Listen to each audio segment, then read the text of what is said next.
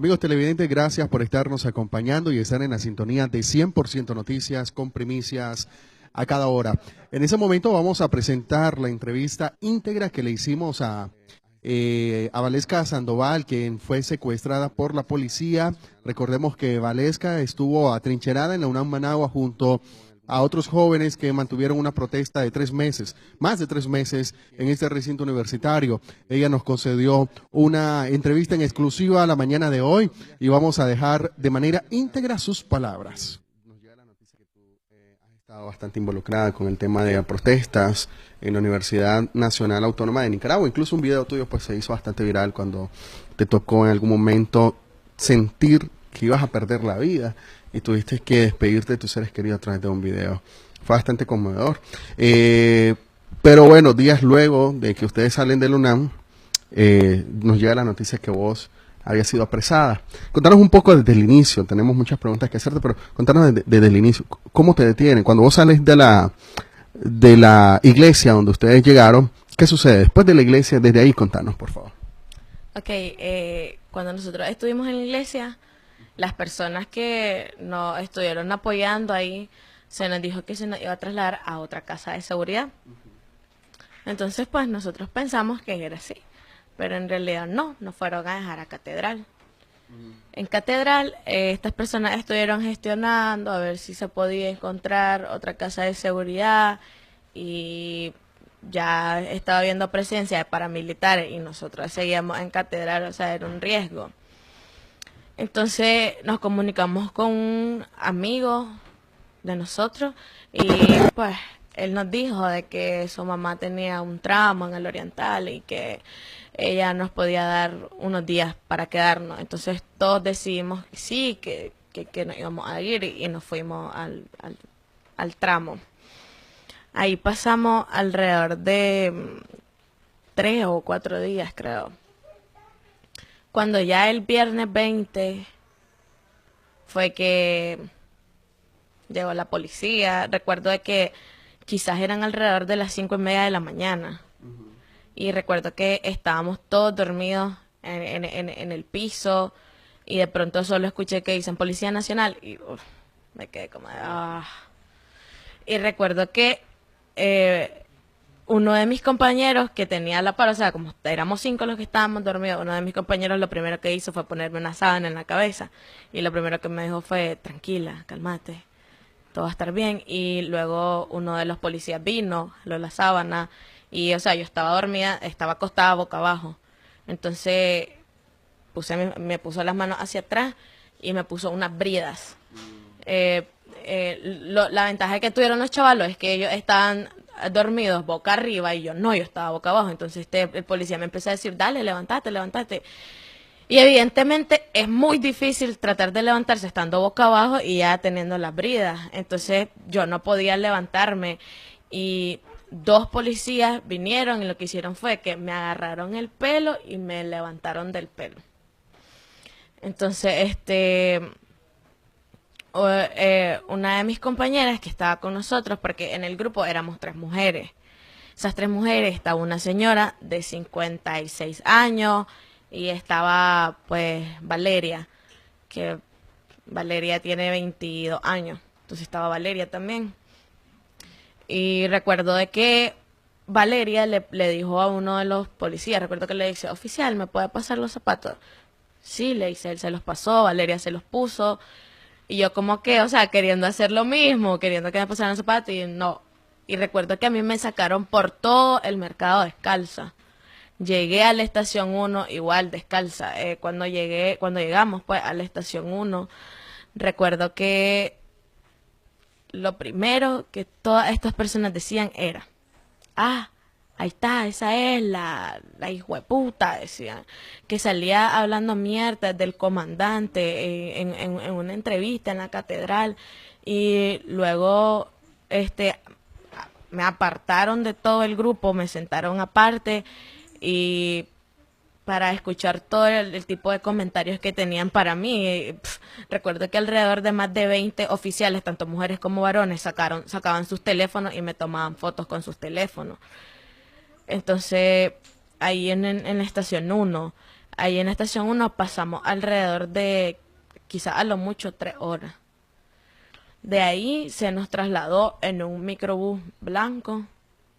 No sabíamos a dónde íbamos, solo nos subieron y recuerdo que nos decían, el primero que levante la cabeza, se la volamos, decían, porque en donde íbamos sentados, a la par venía un oficial con un rifle. O sea, yo traía uno a la par con un rifle y me decía, si levantas la cabeza te la vuelo.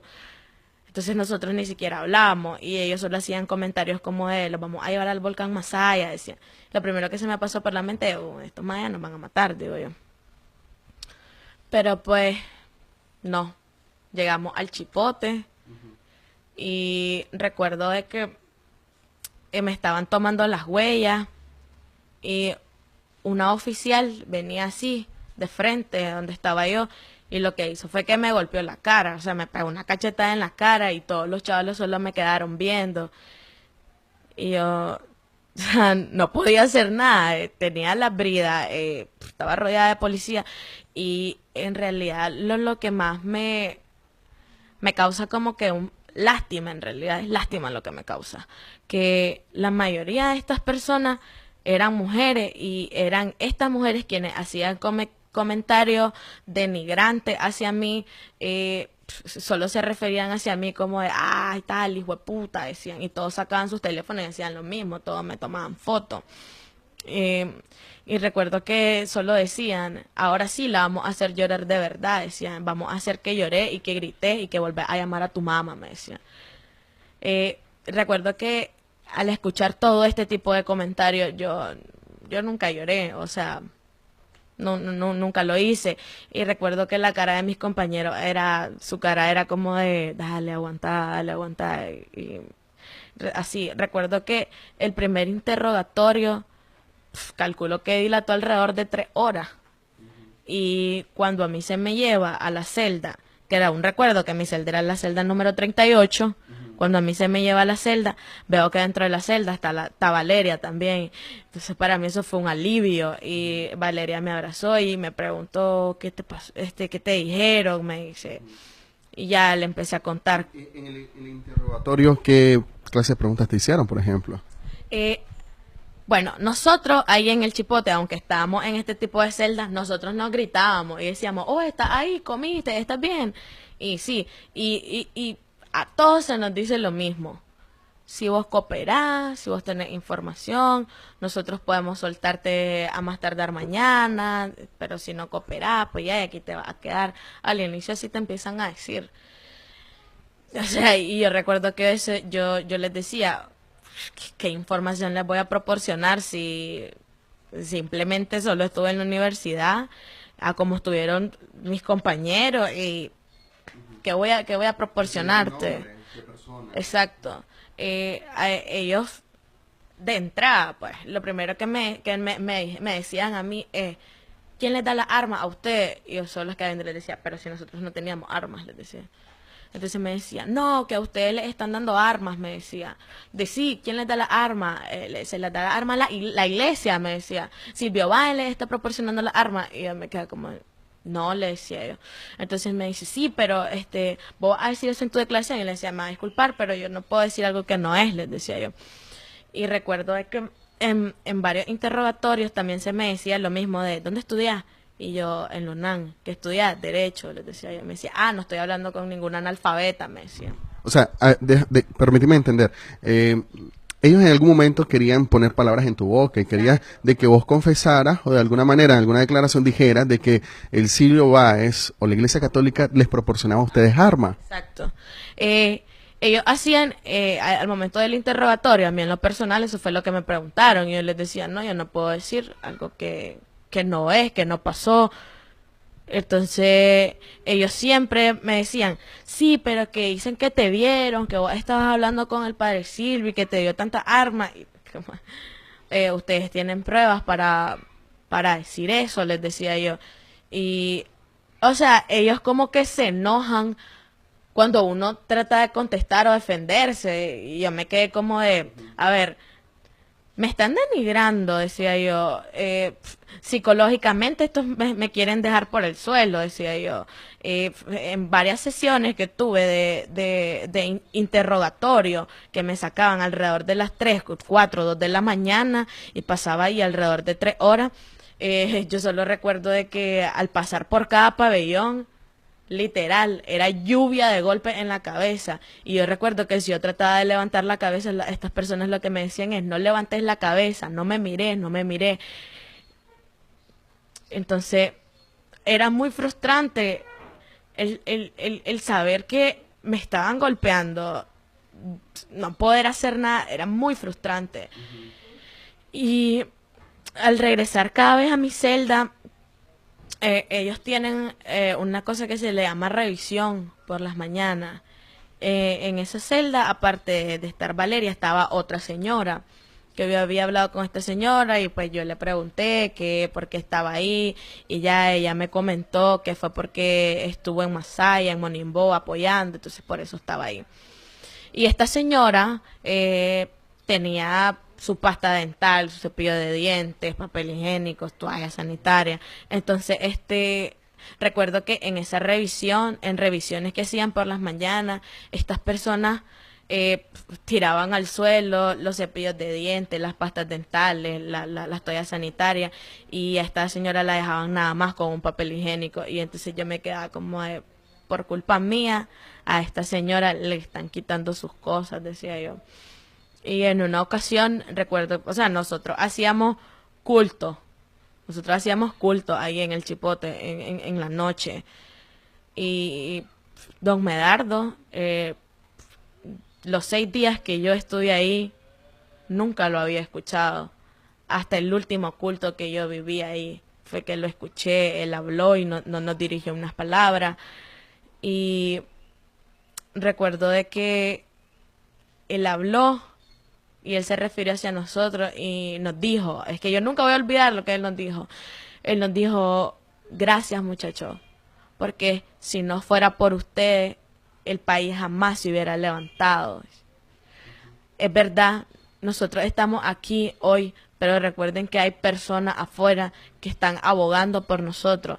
Hay personas ahí afuera que están tratando de hacer todo lo posible para que nosotros salgamos de aquí.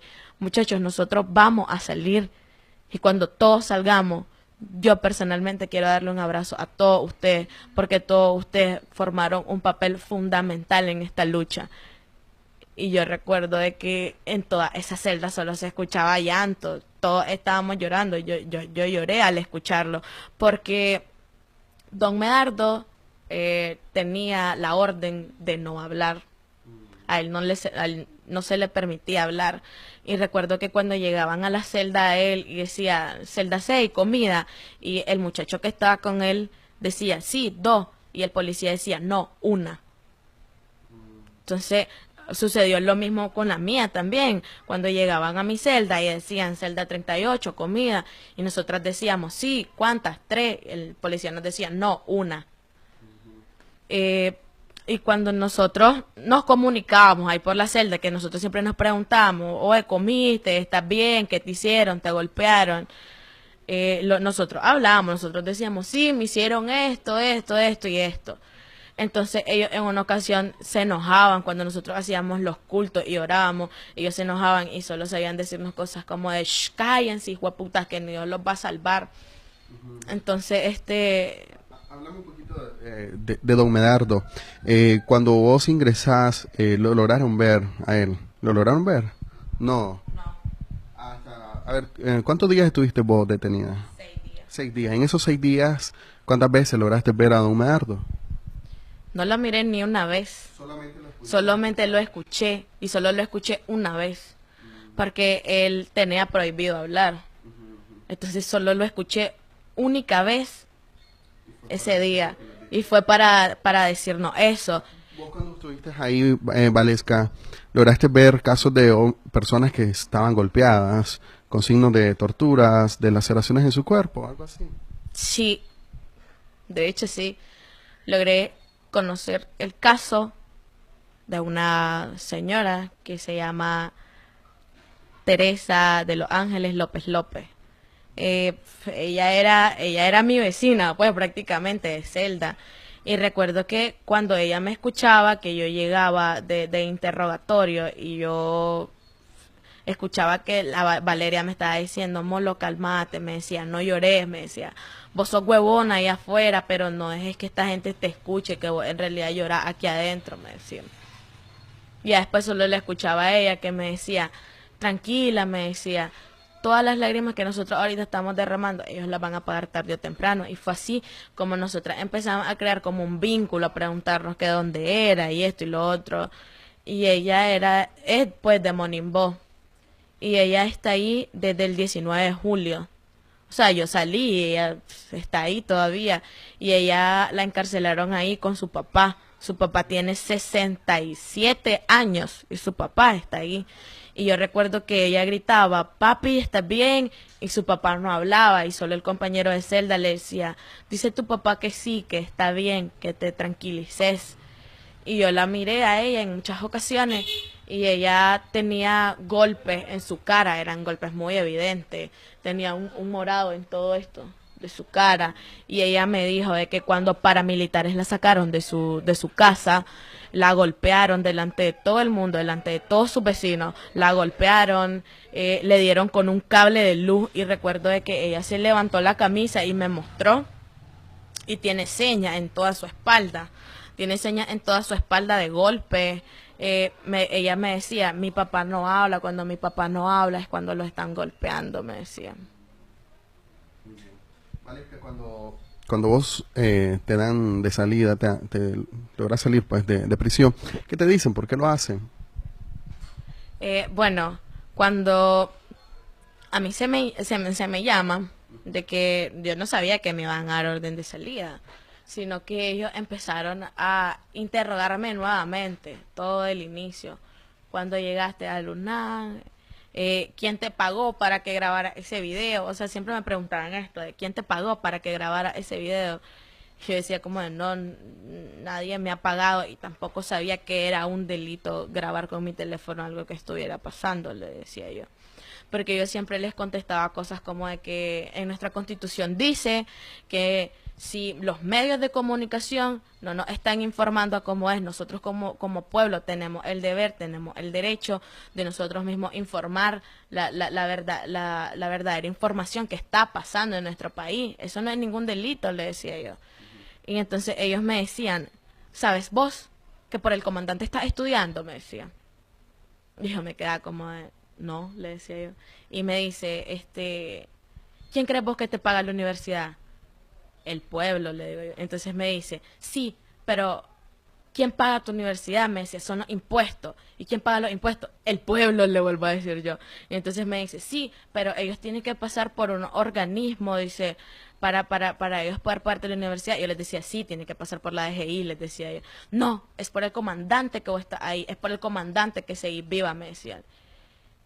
Y solo me queda como de, ¿es en serio lo que estas personas están diciendo? O sea, todos tienen como que un parlamento ya estudiado, todos te dicen lo mismo, porque cuando yo pasaba por todos esos pasillos decían, el comandante se queda, el comandante, y empezaban a poner canciones y bailaban. Y el momento de pasar siempre era lo mismo. Cada vez que yo pasaba, todos los que estaban en los pasillos venían y me golpeaban la cabeza. Y era súper denigrante para mí porque cada vez que ellos llegaban a hacer revisión, ellos decían, ah, si esta es la hijueputa, allá va a estar en la modelo, vamos a ver si en la modelo va a grabar más videos, me decían. Y recuerdo de que uno de ellos me dice, si sabes que va a pasar 45 años en la cárcel, ¿verdad? Entonces le digo yo, oficial, la pena máxima en Nicaragua son 30, le digo yo.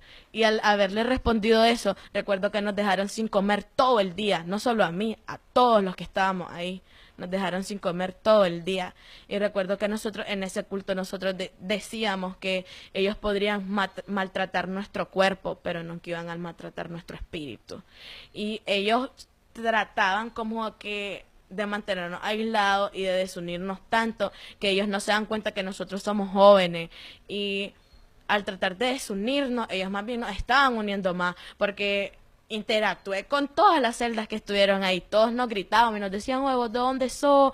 y encontré a varios chavalos que estuvieron conmigo en Lunán, que estaban desaparecidos, que sus familias no sabían dónde estaban, me los llegué a encontrar ahí en el Chipote, porque cuando todos empezaron a gritar, oye, ¿vos quién sos? Y yo les decía, oye, soy la Molo, y todos me empezaron a decir, oye, Molotov, sos vos, soy tal persona, me decían, y yo me quedé asustado, como, oye, en serio, en tu casa te tienen como desaparecido, y aquí te vienen a buscar y dicen que no estás, les decía yo. Y sucedió también conmigo. Mi familia llegó a buscarme y a mi familia le decían que no, que yo no estaba. También recuerdo de que la atención médica ahí no te dan atención médica, porque esta señora que estuvo compartiendo celda conmigo en muchas ocasiones se le bajó la presión, esta señora padecía del corazón y esta señora casi se desmayó literalmente en la celda. Y recuerdo que yo empecé a gritar médico, médico a la celda 38 y todos los chavalos empezaron a gritar lo mismo y los policías no llegaban y esta señora prácticamente se estaba muriendo. Y recuerdo de que se me desvaneció y yo comencé a gritarle, porque uno de mis compañeros que yo le decía médico, que le decíamos médico, pues en la universidad, yo le empecé a gritar, médico, la señora se me desmayó, le decía yo, no sé qué hacer, ¿qué hago? Y me decía, Molo, tranquilízate, me dice, golpearle el estómago, me dice, para que ella reaccione. Y lo hice, esta señora no reaccionaba y le tomé el pulso y lo tenía súper débil. Entonces lo que hice fue hacerle RCP y llegaron los policías, abrieron la celda y al verme en esa situación, ellos los miré que estaban con cara de asustados, pero una de ellas dijo, no, es show de esta gente, dice. Entonces le dice a la señora, cálmate que ya te dije que el médico viene hasta mañana, le dice. Entonces yo me quedé como, esto es en serio, decía yo. Esta señora se les va a morir aquí, le digo, si no se la llevan, esta señora se va a morir, les digo yo. Y entonces ellos me decían, ¿vos sos médico acaso? Me decían, no soy médico, pero tampoco soy idiota como para no darme cuenta que esta señora se puede morir, le digo yo.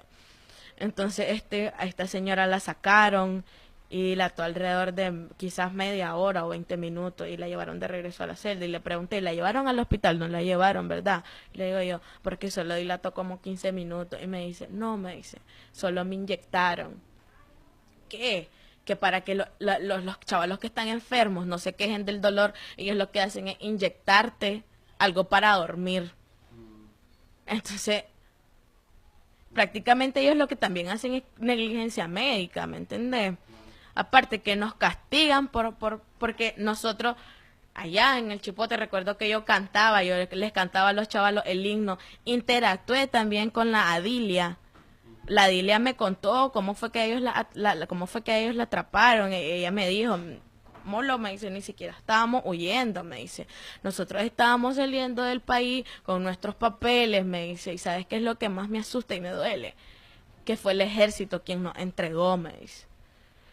Y, y María Dilia siempre estaba asustada, yo la recuerdo a ella siempre llorando. Y recuerdo de que a todos nos conmocionó ahí en el Chipote cuando todos nos decíamos, oye, callémonos, ella quiere escuchar a su esposo. Y solo escuchábamos a Cristian en la otra celda que le gritaba, mi amor, calmate, te amo. Y luego la Dilia solo la miraba llorando. Y cada vez que a la Dilia la sacaban, yo recuerdo que le decía, Dilia, no llores, le decía yo, no les dé el gusto de verte llorar. Y entonces ella me decía, no, yo voy a ser fuerte por mi esposo, porque yo le juré a mi esposo, me decía ella, que íbamos a estar juntos hasta el final, y si este es el final, ¿a qué vamos a estar? Me decía. Claro. Valesca, cuando te dan libre, ¿qué te dicen? ¿Te amenazan? ¿Qué sucede? Yo no sabía, o sea, al estar en el Chipote, yo no sabía qué era lo que estaba pasando tras esas celdas, fuera de ahí. Cuando a mí me llaman, me vuelven a hacer la interrogación, vuelvo a platicarles de que yo simplemente era un estudiante más, que estuvo ahí, y volvemos a repasar todo lo que se me preguntaba todos los días era lo mismo, lo mismo, lo mismo y lo mismo. Y si yo no hablaba, no decía nada, estas personas lo único que hacen es que, yo recuerdo que yo solo me decían, baja la cabeza, y yo la bajaba, y yo solo recuerdo de que los golpes que ellos te dan son solo en las costillas y yo solo lo sentía helado, y ellos se ponían guantes y siempre encapuchados. Entonces al momento que ellos no me dicen que yo voy a salir, solo me dicen, el investigador que estuvo con vos investigó y dicen de que vos tenés unas medidas cautelares.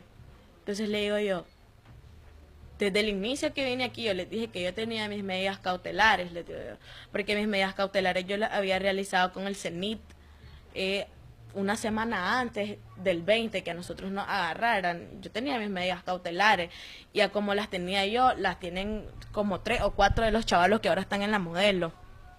Entonces estas personas me dicen, sí, que vos tenés medidas cautelares porque según vos decís que te secuestraron. Me dicen, no, no es que según yo, le digo yo sí viví un secuestro, les digo yo, tengo pruebas de ellos, le digo yo, por favor, me quitaron una uña, le digo yo, todos mis compañeros en la UNAM están de testigos que sí vivimos un secuestro, les decía yo. Entonces me dicen, bueno, me dicen, ten en cuenta, me dicen, que ahorita que vos salgás, me dicen, si vos salís con una bandera, me dicen, vos podés levantar masas, me dicen. Entonces lo quedo viendo y le digo yo, ¿cómo puedo levantar masas si yo solo soy una más de los chavalos que estuvieron ahí? Le digo yo. Entonces me dice, sí, pero es que vos tenés que tener en cuenta que ahorita vos tenés el nivel del Lester alemán y cualquier cosa que vos vayas a hablar, el pueblo te va a respaldar y te va a decir esto y lo otro. Y desde cuando es un delito hablar la verdad, le decía yo. Entonces me dice, sí, pero es que lo que vos tenés que tener en cuenta, me dice, que ahorita la gente del Lester no les conviene, me dice, de que vos tengas la misma fama que tiene él. Ahorita la misma gente del Lester te puede mandar a eliminar, me dice. Y yo solo me quedaba como, en serio, decía yo. Entonces me dice uno de ellos, ten en cuenta, me dice, que esta gente te va a eliminar, me dice, y nosotros podemos proporcionarte seguridad, me dice. Entonces le digo yo, ¿es en serio todo lo que me está diciendo? Le digo yo, que ustedes pueden proporcionarme seguridad cuando fueron ustedes quienes le juraron al país que ustedes iban a dar honor, seguridad y servicio, les digo yo. Y no fue eso lo que hicieron, le digo yo. Porque ahorita lo que ustedes me hicieron fue un trauma, un daño psicológico increíble, que yo ahorita en la actualidad, que yo estoy en mi casa, no puedo dormir. Yo ni siquiera puedo dormir. Tengo que estar visitando un psiquiatra. Entonces, yo me quedé como de... ¿En serio ellos creen que yo voy a creer esta farsa? Decía yo. Después que me golpearon, después que me ultrajaron, que me trataron como que yo fuera una criminal, si yo no he hecho nada, decía yo. Yo simplemente lo único que he hecho es agarrarme y sostenerme de una misma bandera, decía yo. Entonces estas personas lo que me dicen es, si vos venís y hablas, contás todo lo que ha pasado, todo lo que has visto aquí, nosotros vamos a tomar represalias con tus compañeros. Y justamente es por eso que yo no había hablado nada acerca de mi estadía ahí en el Chipote, porque temo por la seguridad de mis compañeros que ahora están en la modelo. Temo mucho por ello. Y también la gente está equivocada diciendo de que en todo el grupo, que supuestamente que solo a mí me habían soltado. No. El día que a mí el día que a mí me sacan libre, sacaron a la Valeria y sacaron a esta señora que estuvo con nosotros también. Y yo recuerdo que un día antes que a nosotros nos sueltan, en el culto que nosotros tuvimos, los chavalos como que se despidieron de nosotras. Y recuerdo que lo último que escuché de Frederich fue que el maje me decía, Molo, me dice, ten en cuenta, me dice, que lo que nosotros estamos haciendo, me dice, es para que ustedes estén bien, me dice. Yo sé que te vas a sentir, me dice, mal por lo que nosotros vamos a hacer, me dice. Entonces le decía, oye, clase loquera, ¿qué van a hacer? Les decía yo. ¿A vos qué te importa? Me dice. Vos solo andate del país, me dice. Cuando vos podrás salir, andate del país, me dice. Porque el sacrificio que nosotros estamos haciendo es para que vos estés libre. No solo vos, sino la Mita también y la Valerie, me dice. Y ustedes cuando salgan de aquí, váyanse, me dice. Entonces, yo tenía de vecino a uno de los chavalos, que es Pedro Sánchez. Entonces yo le decía, Pedro, ¿de qué están hablando? ¿De qué están hablando? Y entonces me dice, Molo, ustedes van a salir, me dice. Nosotros ya nos aseguramos de eso, de que ustedes van a salir, me dice. Ahora lo que vos tenés que hacer es buscar a nuestra familia y decirles que nosotros estamos aquí, me dice, y después vos andate del país, me dice. Entonces, recuerdo que la Valeria estaba llorando y la Valeria les dice, chavalos, pero no, les dice la Valeria, maje, no sean mierda, díganos. Entonces Pedro nos dice, maje, no, echamos toda la culpa para que ustedes salgan, dice. Entonces la Valeria y yo nos quedamos viendo y solo escuchamos que en la madrugada de ese día a los chavalos los sacaron. A ellos los sacaron alrededor de las 3 de la mañana. Y en el transcurso del día, yo siempre preguntaba, recuerdo que estaba un muchacho ahí en una de esas celdas, se llama Julio, le decía, Julio, ya regresó Pedro, le decía yo, y me dice, Molo, no, si los maes se despidieron, me dice, Molo, los maes se despidieron, me dice, ¿no sabías que los maes lo iban a trasladar a la Modelo? No, mae, no sabía, le decía yo. Oye, sí, ya los trasladaron, me dice, fuerza, nos decían, todos, ahí en el Chipote nos decían fuerza. Y en el traslado de los chavalos, ahí va don Medardo también. Entonces, cuando estas personas hablan conmigo, y retomando el tema, pues que estas personas hablan conmigo, me dicen que tengo el nivel de Lester y todo esto, ellos prácticamente me dieron como que la perspectiva de que ellos estaban asustados al tener mi salida. O sea, tenía temor de que vos vinieras y comenzaras a levantar gente. ¿Sí? Y puedas ser una persona de influencia, pues. Exacto.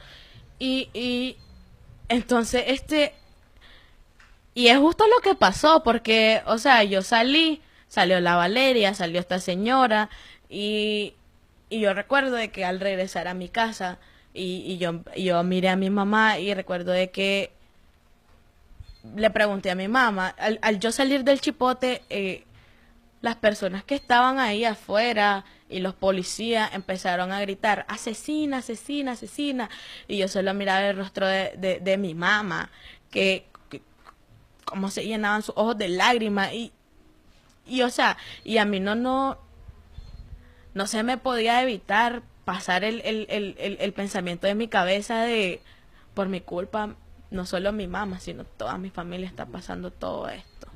¿En algún momento, Valesca, te dijeron de que no hablaras nada? Sí, o sea, una amenaza seria a tu persona. Exacto. A mí lo que se me dijo fue, antes de salir, que si yo hablaba, iban a tomar represalia con los chavalos que ahora están en la Modelo. Y era justamente por eso que yo no quería y tampoco había hablado acerca de lo que me había tocado vivir en el Chipote. Porque yo recuerdo de que los chavalos me decían, Molo, aguantado de humo, me decían, porque a como te sacan a vos, a como esta gente te grita cosas y todos te pegan, madre, porque me dicen, todos te han agarrado como lluvia de galletazos, me decían los chavalos, ya aguantado, madre, me decían. Y yo les decía, es que yo jamás me sentí presa estando ahí.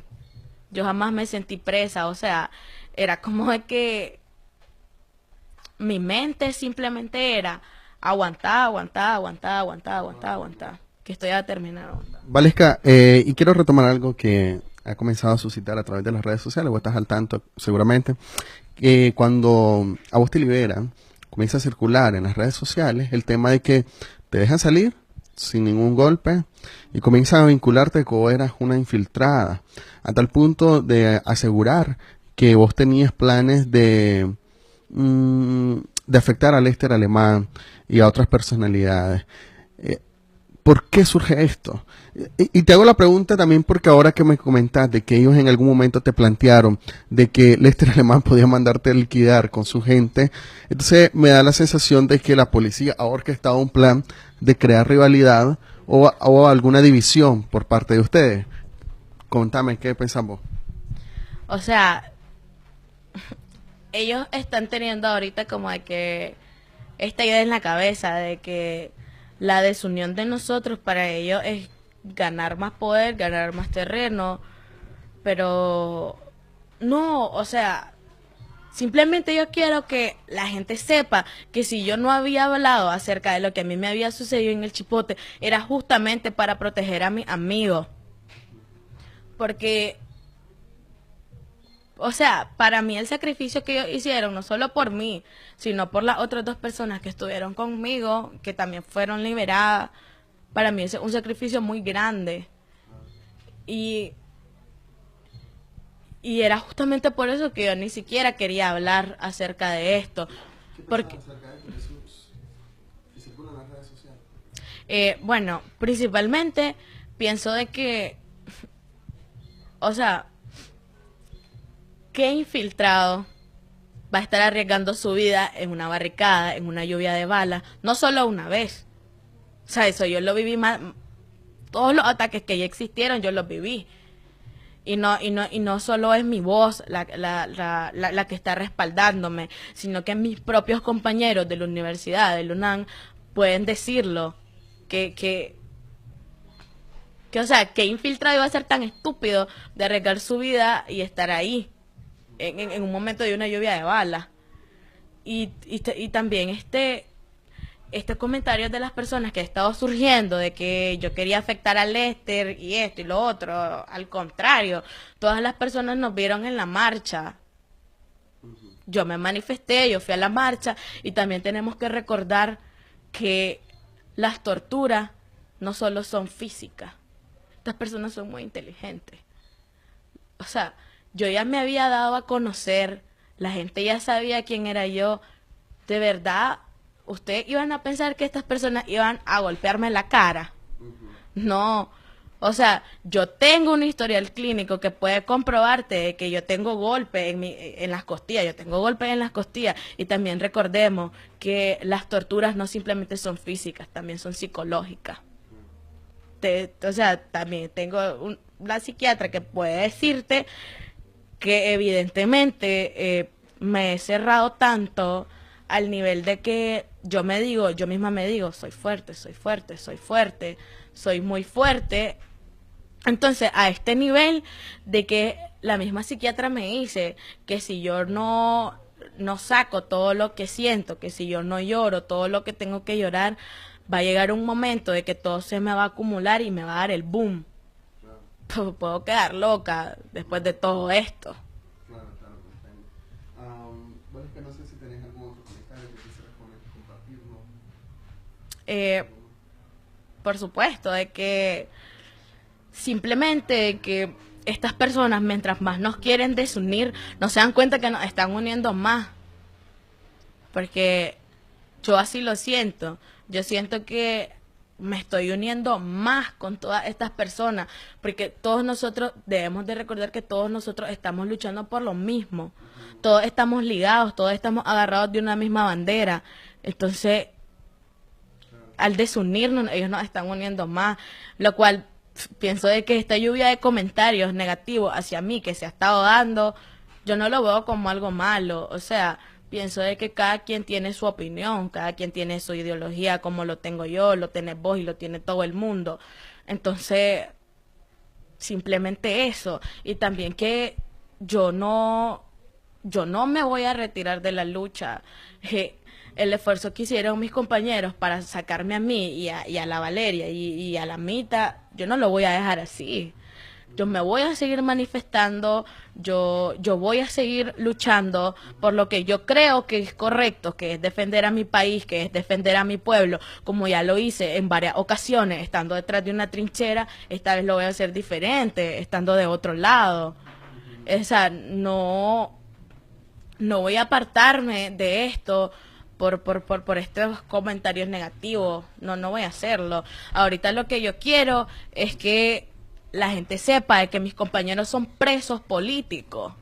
Y yo no voy a descansar hasta ver libre a mis compañeros, y no solo a mis compañeros.